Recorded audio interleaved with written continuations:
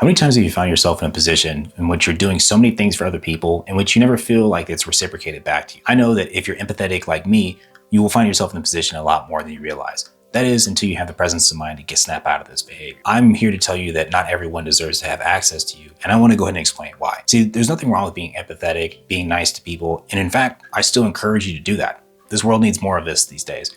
However, there is a certain point and a limit in which I think you should recognize when enough is enough. If you're in a relationship with any type of person, doesn't matter who it is, and you are constantly the one that is there to support them, giving them the encouragement, giving them their perspective, listening to their problems, and anything else of this nature, in which you never really feel like it's given back to you, you have to ask yourself, is this really a relationship? No matter what the relationship is with this type of person, every relationship is a two-way street, right? So if you're only ever traveling down the one way and nothing comes back to you, this becomes draining.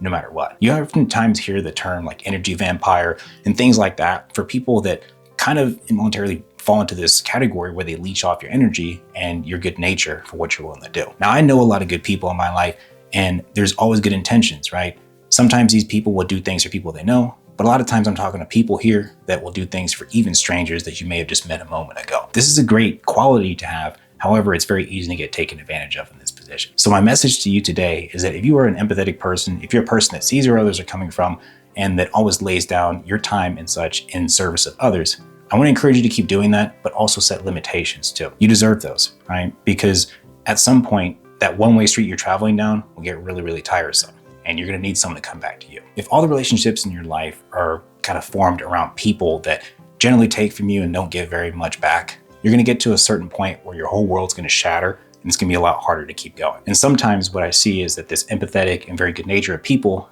gets taken advantage of to the point where you stop being like that and you become bitter. That's what I'm here to try and stop you from doing. I'm a person that's been in that position many times in my life, and it stems from kind of being a caregiver of sorts when I was younger. This may be something similar to you, right? Maybe you had siblings you had to look after. Maybe you were an only child in a household in which your parents needed you to kind of regulate them. It doesn't matter what the situation was, but a lot of times we get this empathy, nurture, care side to us from experiences that are earlier in our life, and we carry those into adulthood.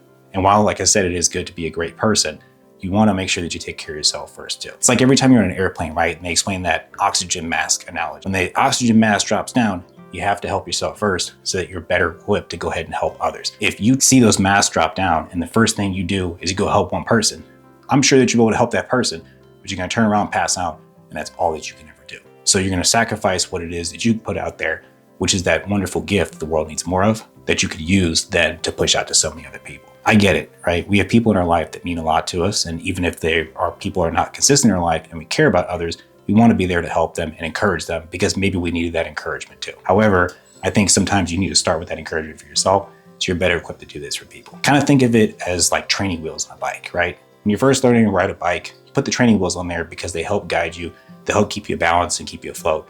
You need that assistance. In this situation, you may be the training wheels for someone else in your life. I get it. You're keeping them afloat and you're helping them keep that balance. But at some point, if that's all you ever be, this person is never able to ride that bike without you being there. If you truly want to help people, you truly want to be there to help them initially, but at some point you have to have a plan to take those training wheels off.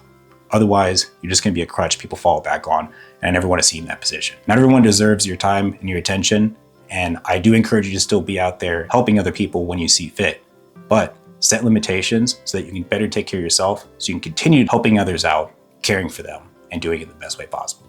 I hope this helped. Make it a great day as always. I'll see you on the next one. Take care. Peace.